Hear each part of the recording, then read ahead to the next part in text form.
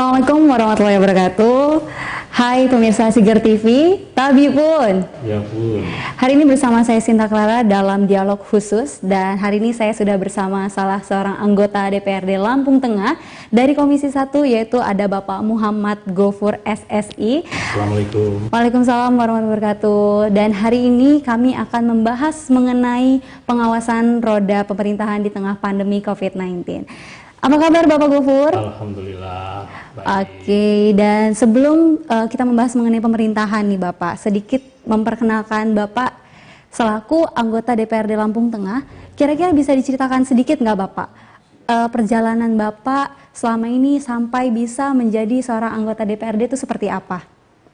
Kalau diceritakan panjang ya, tapi singkatnya yang jelas ya, karena kita kan memang aktif lah di partai politik, jadi kita waktu itu juga diminta untuk menjadi salah satu kandidat calon, ya kita dicalonkan, kita berjuang, dan alhamdulillah masyarakat mempercayai kita untuk menjadi salah satu anggota DPRD Lampung. Oke, dan mengenai jabatan Bapak sebagai anggota DPRD, Bapak pastinya nggak semudah seperti yang orang lihat ya Pak ya. Pasti kan banyak mengalami hambatan-hambatan ataupun permasalahan sebagai anggota DPRD. Sebagai anggota DPRD, Bapak menyikapinya seperti apa Bapak untuk menyelesaikan masalah tersebut? Ya, yang jelas betul sekali, menjadi anggota DPRD itu kan sama aja menerima beban yang besar di pundak kita. Karena di pundak kita tentu banyak harapan-harapan masyarakat yang harus kita perjuangkan, banyak aspirasi masyarakat yang harus kita perjuangkan. Tapi insya Allah disitulah seninya, asal kita bisa bekerja bersungguh-sungguh memperjuangkan aspirasi masyarakat, sebesar apapun hambatan, insya Allah tetap kita nikmati. Oke, pokoknya maju terus pantang mundur ya Pak Gofur ya. Oke. Dan karena memang kita niatkan untuk mengabdi, kita niatkan untuk berbuat yang terbaik untuk masyarakat. Oke Bapak, dan kalau boleh sedikit flashback kembali nih Bapak, kira-kira hal yang paling berkesan untuk Bapak Gofur selama perjalanan karirnya nih sampai sekarang bisa menjadi anggota DPRD, apa nih Pak kira-kira kesan yang paling berkesan? Paling berkesan adalah ketika kita bisa memperjuangkan aspirasi masyarakat. Ada contohnya misalnya periode yang lalu ini, karena saya kebetulan ini periode kedua, periode yang lalu ada aspirasi masyarakat di sebuah kampung misalnya yang sepanjang kampung itu berdiri belum pernah terjamah pembangunan secara formal. Kalau itu misalnya ada akses jalan kabupaten dan sebagainya, dan kampungnya sudah meminta kita untuk perjuangkan, dan kita perjuangkan, alhamdulillah akhirnya pembangunan bisa masuk kampung itu.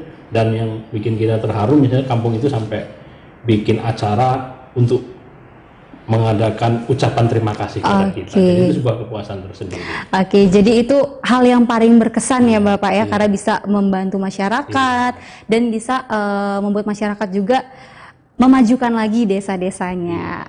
Oke, baik pemirsa Sigar TV, mungkin ini sedikit pengenalan dari Bapak Gofur selaku salah anggota DPRD Lampung Tengah, dan nanti kita akan membahas mengenai pemerintahan. Tapi sebelumnya akan ada yang iklan dulu, nanti kami akan kembali lagi tetap di dialog khusus.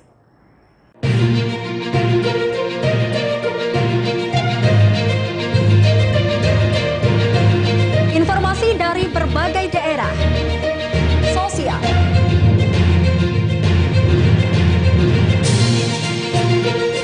budaya,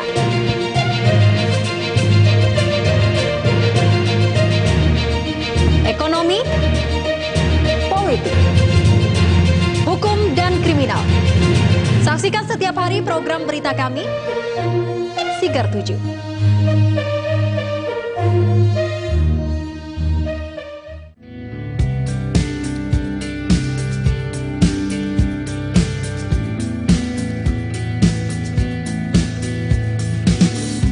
Karya kita harus punya jiwa, karya kita harus punya karakter tersendiri, karya kita harus beda dengan politik manapun di dunia. Ini sudah dibuktikan oleh semua banyak orang. Kemanapun di Indonesia, kita pergi Indonesia ini, satu yang yang sangat dikagumi orang adalah keramah tamahan.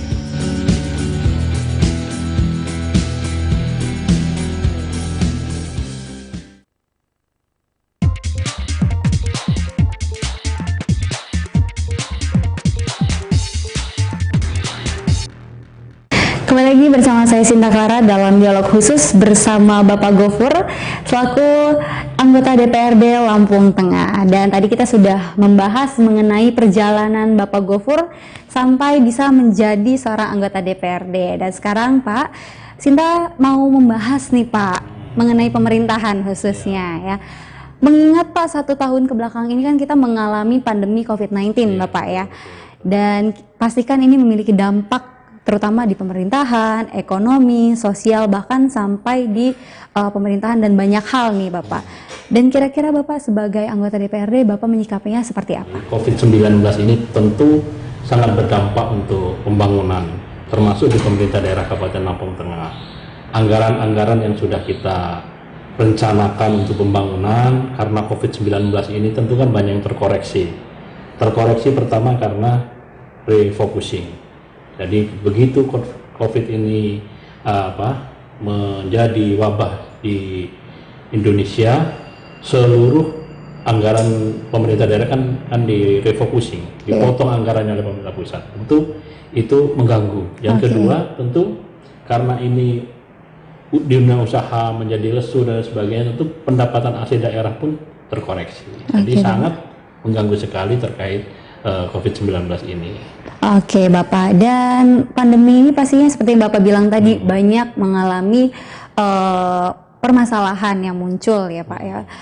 Dan selain kendala dana gitu Bapak, kira-kira apa lagi nih Pak permasalahan dari pandemi 19 ini?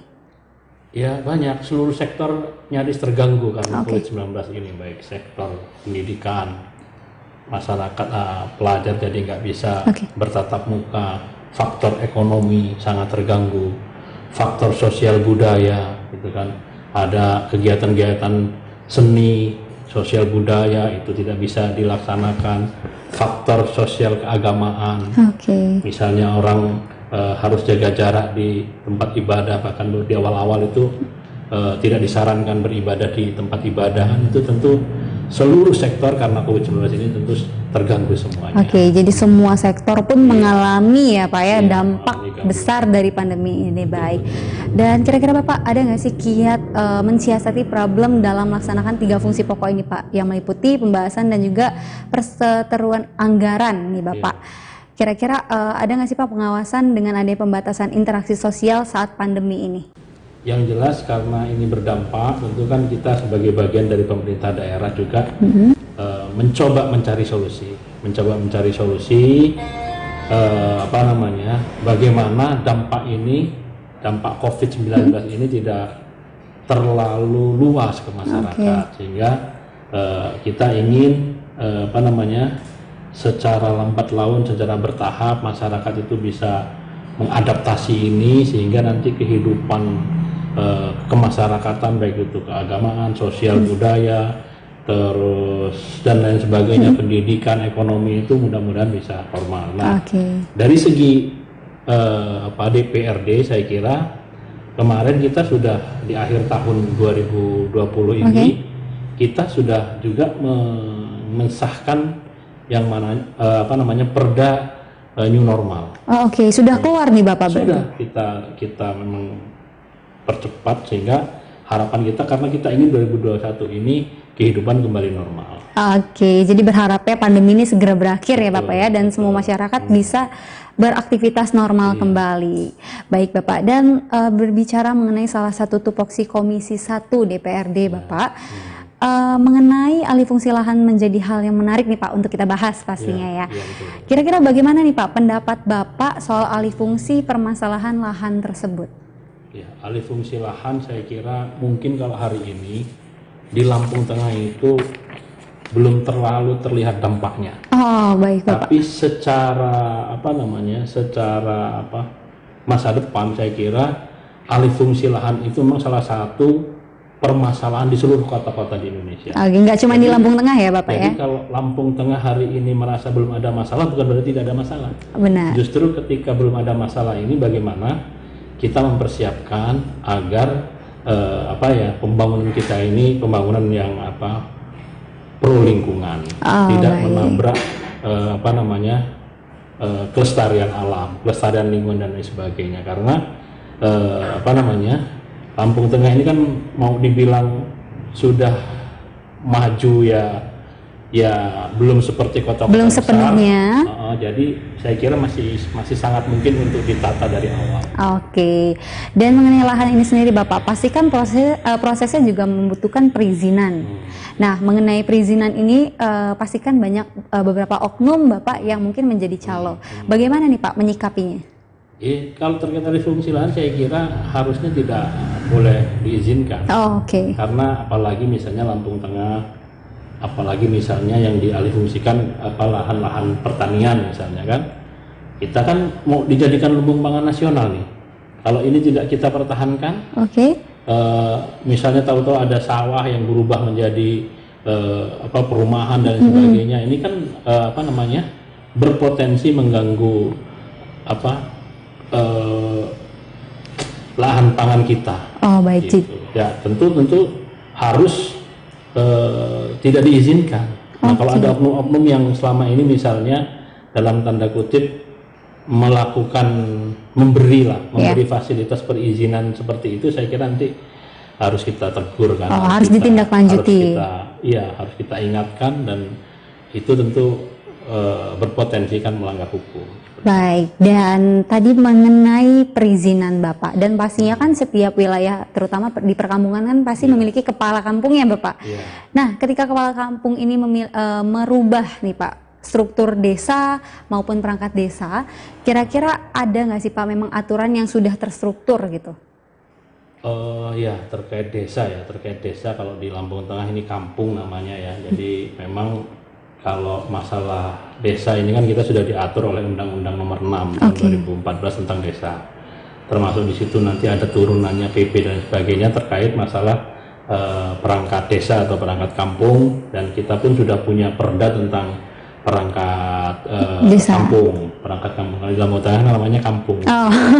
Nah, di situ sudah dijelaskan tata cara pengangkatan aparatur kampung. Jadi memang sudah terstruktur. Saya kira kepala kampung ketika akan mengangkat aparatur kampung ya sepanjang berpedoman dengan perda, dengan PP, dengan undang-undang, ya pasti tidak bermasalah. Gitu. Oke, jadi memang sudah terstruktur dan harus diikuti sesuai aturan ya Bapak ya. Sudah punya perdanya, perda tentang pemberhentian dan pengangkatan perangkat kampung. Oh gitu, jadi sudah resmi dan sudah terkait ya Bapak ya dalam peraturan. Tahun 2019 bahkan perdanya disahkan, tapi nomornya saya lupa, tapi tahun 2019. Oke, baik Bapak.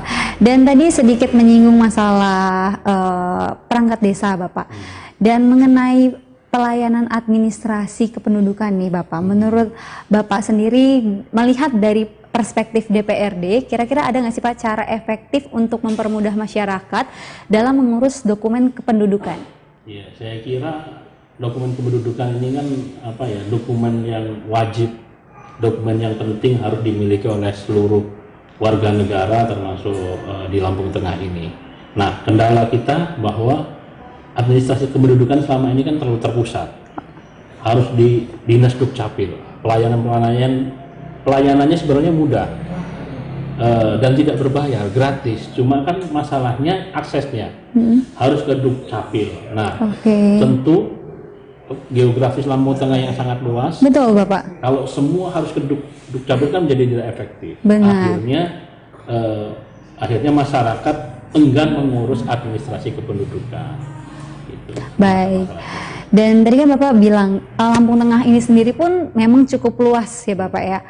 Dan ada nggak sih Pak opsi yang sangat mudah nih yang mungkin Bapak bisa sarankan untuk masyarakat Lampung Tengah khususnya supaya mereka juga bisa mempercepat, mempermudah proses mengurus administrasi tersebut? Yang jelas ini mungkin mumpung kita masih di awal-awal pemerintahan ya, pemerintahan yang baru ini, tentu mungkin diperlukan terobosan-terobosan. Misalnya selama ini kan kantor kecamatan itu hanya semacam terminal administratif. Oke. Ya kan? Nah, tentu kalau kita ingin lebih mendekatkan pelayanan kepada masyarakat, lebih aksesibel terhadap pelayanan kepada masyarakat, kalau saya boleh saran, bagaimana kantor kecamatan ini menjadi ujung tombak pelayanan administrasi kependudukan dan pelayanan-pelayanan yang lain. Dan ini tentu bisa dilakukan.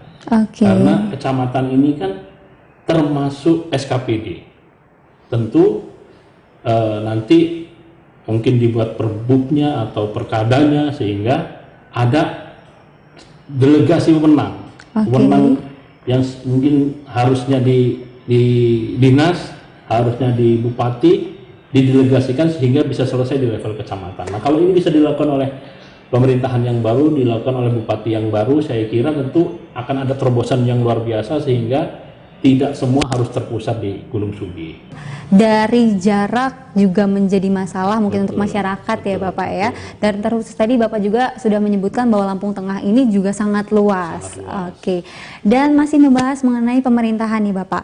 Di bidang pertahanan ini kan pastinya mengerucut pada pemimpin daerah nih Pak. Nah, saat ini kan kita masih di bawah kepemimpinan dari Bupati dan Wakil Bupati yang menjabat, yaitu ada Bapak Musa Ahmad dan Ardhito Wijaya. Dan pastinya kan Bupati dan dan Wakil ini kan pasti memiliki rencana nih Bapak mengenai pembangunan di wilayah Lampung Tengah. Kira-kira dari sudut pandang DPRD sendiri Bapak, untuk target tersebut seperti apa? Yang jelas DPRD itu kan sebenarnya dalam sistem pemerintahan itu bagian dari pemerintah daerah. Jadi tentu DPRD akan juga bersama-sama dengan siapapun kepala daerahnya, siapapun wakil kepala daerahnya punya kewajiban sama-sama untuk membangun daerah termasuk di Lampung Tengah ini.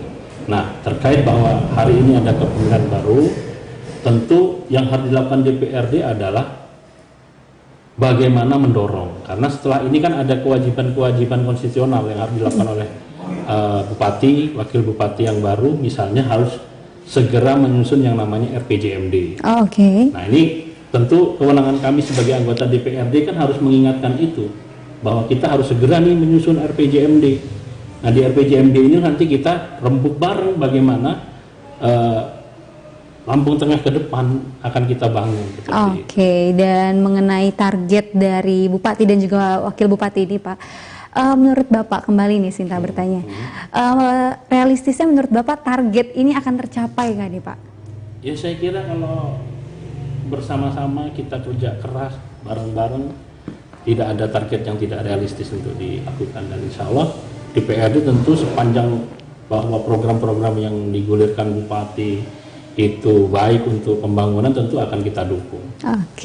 Baik. Jadi Bapak pun sebagai anggota DPRD mensupport 100% Bapak ya? Iya, istilahnya mensupport lah. Iya. Walaupun bukan 100%, kalau 100% kan nanti tanpa koreksi. Benar. Kita support, apalagi ini untuk pembangunan Lampung Tengah. Betul banget. Dengan tetap kita dudukkan tugas pokok fungsi DPRD, di situ ada pengawasan, di situ ada budgeting dan sebagainya, tetap kita lakukan. Baik, pokoknya yang terbaik untuk Lampung Tengah ya Bapak ya. Pemirsa Sigar TV, nanti kita akan kembali lagi di dalam dialog khusus bersama Bapak Gofur. Kalau gitu ada yang mau lewat lebih dulu.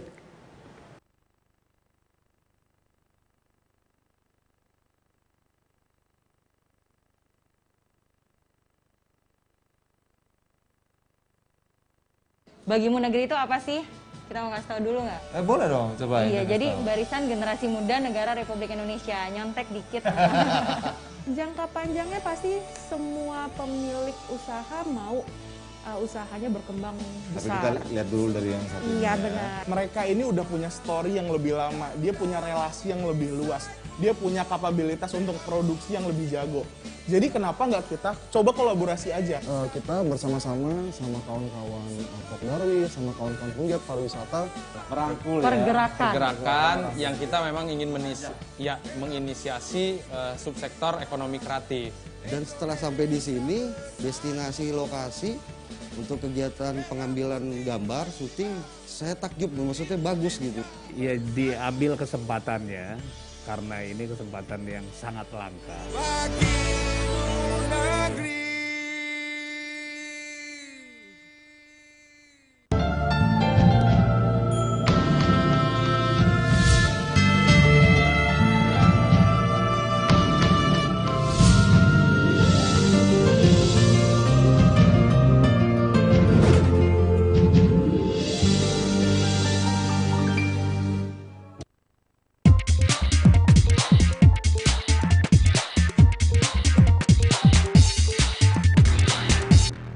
Pemirsa Sigar TV, kembali lagi bersama saya Sinta Clara dalam dialog khusus Sigar TV bersama Bapak Gofur, DPRD Lampung Tengah. Baik Bapak, melanjutkan obrolan kita tadi. Tadi sedikit menyinggung mengenai pemerintahan.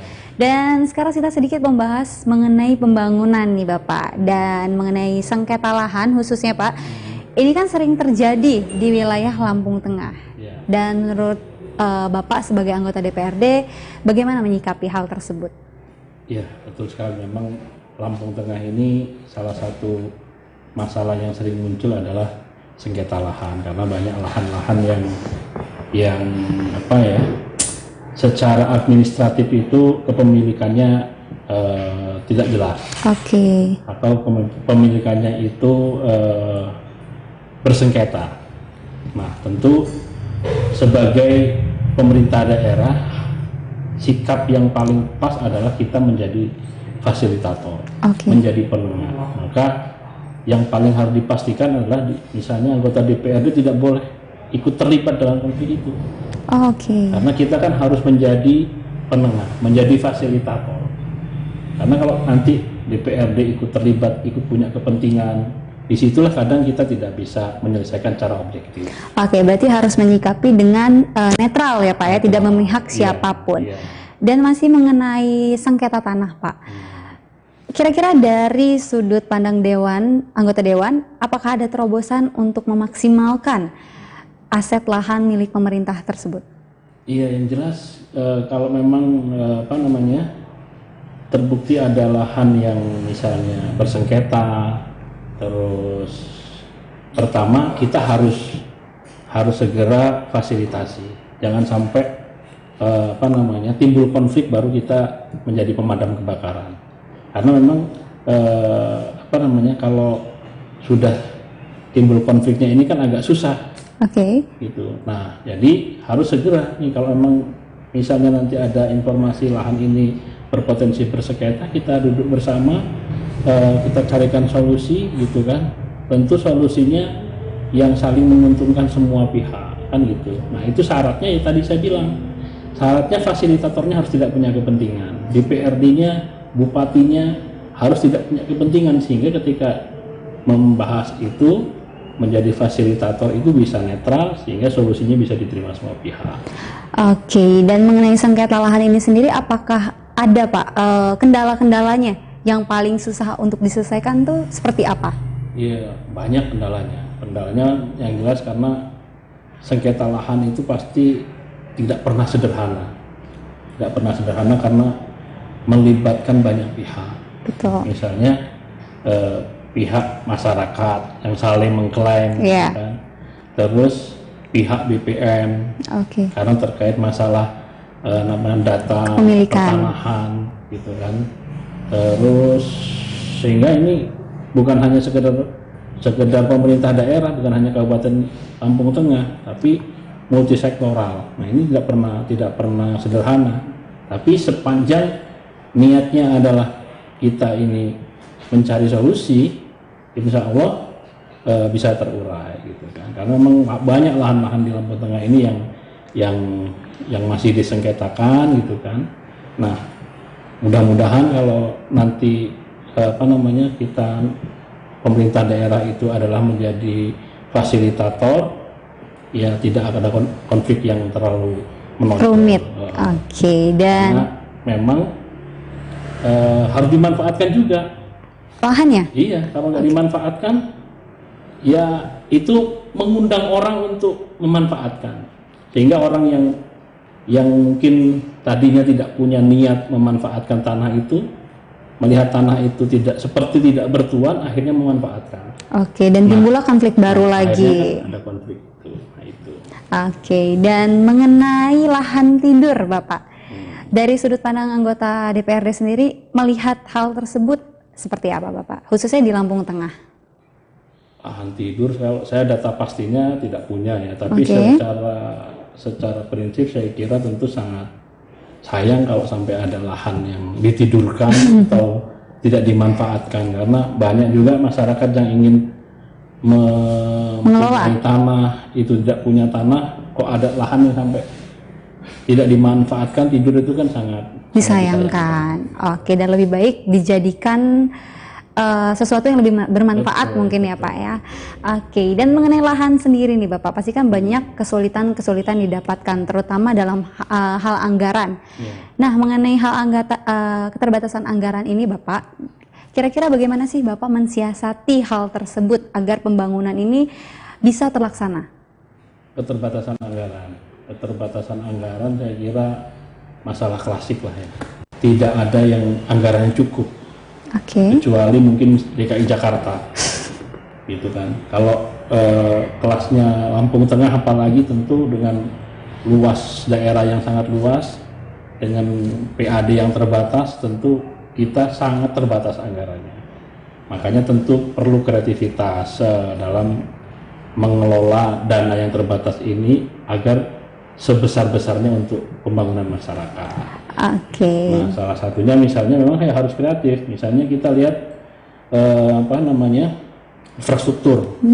Infrastruktur itu kan sebenarnya kalau kita urai sekarang itu ada infrastruktur milik jalan nasional, infrastruktur milik provinsi, infrastruktur milik kabupaten, dan infrastruktur milik kampung.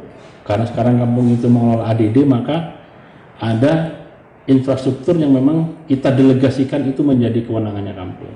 Nah, ini kan bisa kita diskusikan. Misalnya anggaran yang terbatas di Lampung Tengah, kemarin misalnya kita reses di kecamatan tertentu, Kecamatan Sedang Agung misalnya, beberapa kepala kampung itu misalnya mengusulkan ada beberapa jalan kabupaten yang kalau bisa kita usulkan menjadi jalan provinsi, gitu kan. Dan menurut saya ini juga salah satu solusi.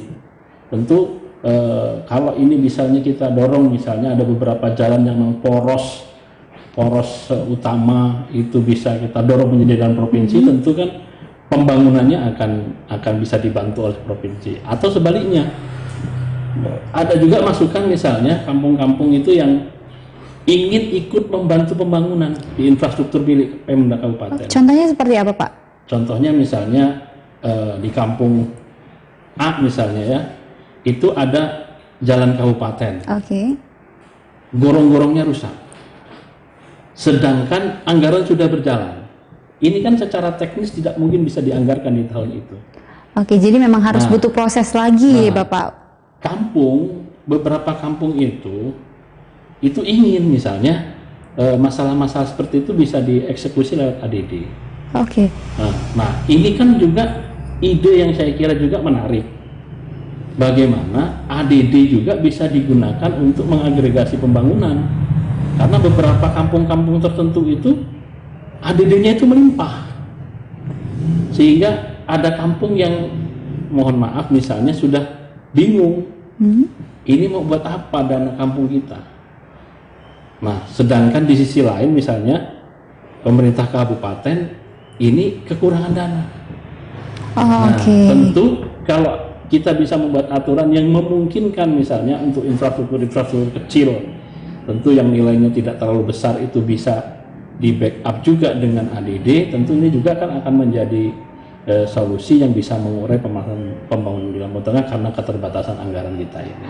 Dan untuk Bapak Gofur sendiri Bapak, apakah Bapak punya harapan tersendiri untuk pembangunan di wilayah Lampung Tengah ini ke depannya? Mungkin supaya lebih maju lagi seperti apa, atau mungkin masyarakat juga bisa membantu atau dalam hal apapun? Ya, yang jelas kita berharap selama kita diberi amanah menjadi anggota DPRD, tentu kita ingin banyak berbuat untuk pembangunan masyarakat. Nah, tentu Ya itu nanti yang kita perjuangkan, bagaimana aspirasi-aspirasi masyarakat pembangunan kita perjuangkan sehingga menjadi program pembangunan pemerintah daerah. Oke, mungkin itu tadi sedikit pembahasan Sinta bersama Bapak Gofur mengenai pembangunan Lampung Tengah, dan nanti kita akan kembali lagi membahas beberapa hal kembali. Tapi sebelumnya akan ada yang lewat dulu, dan jangan kemana-mana, tetap di Dialog Khusus Siger TV.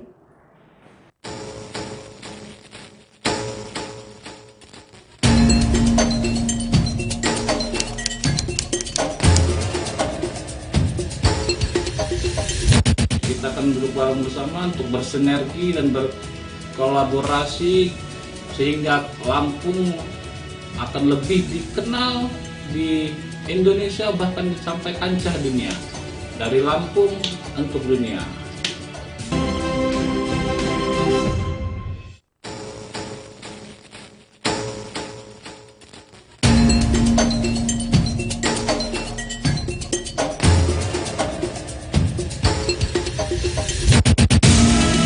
Sebetulnya harapan-harapan dari para seniman yang ada di Provinsi Lampung?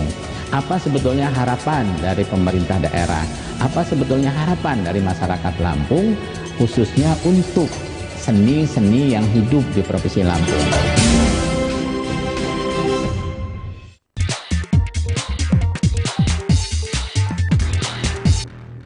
Pemirsa Siger TV, kembali lagi bersama saya Sinta Kara dalam Dialog Khusus Siger TV bersama Bapak Gofur DPRD Lampung Tengah. Dan tadi Bapak kita sudah membahas mengenai pembangunan, dan sekarang Sinta masih mau membahas kembali nih mengenai pembangunan. Baik Bapak, mengenai pembangunan Bapak, bagaimana sih Pak kira-kira cara anggota DPRD untuk mengakomodir nih permintaan masyarakat terkait pembangunan? Iya, caranya yang jelas kalau secara formal terkait tugas pokok dan fungsinya, DPRD itu kan punya 3 kali dalam setahun untuk menyerap aspirasi masyarakat. Apa aja tuh Bapak? Yaitu melalui reses tahap 1, reses tahap 2, reses tahap 3. Nah dari situlah saya kira nanti kita menyerap aspirasi masyarakat. Nah dari reses itu kita masukkan ke dalam yang namanya pokok-pokok pikiran DPRD. Nah jadi tinggal bagaimana kita memperjuangkan aspirasi kita agar masuk menjadi pokok-pokok pikiran, dan setelah itu menjadi prioritas pembangunan. Kira seperti itu. Itu secara formal. Secara non formalnya saya kira kita terbuka 1x24 jam terhadap aspirasi masyarakat, baik itu di rumah maupun di kantor. Ketika masyarakat itu punya aspirasi, insya Allah bisa langsung kita sampaikan, dan tentu ketika itu kita anggap penting untuk segera kita perjuangkan semaksimal mungkin. Baik, dan mengenai target-target tersebut Bapak, pastikan harus ada target-target yang didahulukan atau diprioritaskan. Nah, di antara banyaknya kepentingan dan kebutuhan yang telah diusulkan oleh masyarakat, dan khususnya di masa pandemi ini, kira-kira apa sih Pak prioritasnya dari sudut pandang anggota DPRD? Ya, dalam menyusun APBD itu kan memang ada urusan wajib, urusan pokok bukan wajib, ada urusan pendukung. Nah itu kita duduk-dudukkan aja. Ketika memang aspirasi masyarakat itu masuknya ke urusan wajib, tentu kita akan semakin mudah memperjuangkan itu. Tapi memang bukan berarti hanya sekedar urusan wajib yang kita perjuangkan. Ada urusan pendukung yang memang juga perlu kita perjuangkan, misalnya bantuan sosial dan sebagainya. Di masa pandemi ini kan tentu banyak keluhan-keluhan masyarakat terkait tekanan ekonomi dan sebagainya. Tentu kita akan juga banyak menerima aspirasi terkait masalah-masalah bantuan sosial. Nah itu juga bisa menjadi yang harus juga kita prioritaskan di era pandemi ini. Bagaimana masyarakat sebanyak mungkin bisa mengakses bantuan sosial yang sudah diprogramkan pemerintah. Dan sedikit menyinggung mengenai pandemi COVID-19 Bapak. Kira-kira apakah ada pesan Bapak dari Bapak Gofur selaku anggota DPRD Lampung Tengah untuk masyarakat khususnya mengenai pandemi COVID-19 ini yang masih terus berjalan sampai saat ini? Ya, yang jelas terkait pandemi ini, pertama masyarakat kan harus disiplin menjaga protokol kesehatan. Saya kira sudah banyak diingatkan oleh pemerintah bahwa ketika kita pertama harus terbiasa memakai masker. Jadi ini menjadi aksesoris wajib kita sekarang kan. Yang kedua, kita harus terbiasa mencuci tangan dengan sabun, dengan air mengalir. Nah, yang ketiga, kita harus mengurangi berkerumun. Baik, jadi intinya masyarakat tetap bisa melakukan aktivitas seperti biasa, namun harus tetap menjaga protokol kesehatan. Dan kembali lagi nih Bapak, sebagai anggota DPRD, pastinya kan Bapak masih banyak hal mungkin yang belum terakomodir nih oleh DPRD sendiri. Dan kira-kira bisa disebutkan nggak nih Pak, beberapa hal yang mungkin masih belum terlaksana sampai saat ini? Yang jelas kalau masalah aspirasi yang paling banyak tentu masalah infrastruktur ya. Seluruh dari reses ke reses, dari aspirasi ke aspirasi, yang paling sering dikeluhkan, paling sering diberikan masukan kepada kita anggota DPRD itu ya masalah infrastruktur.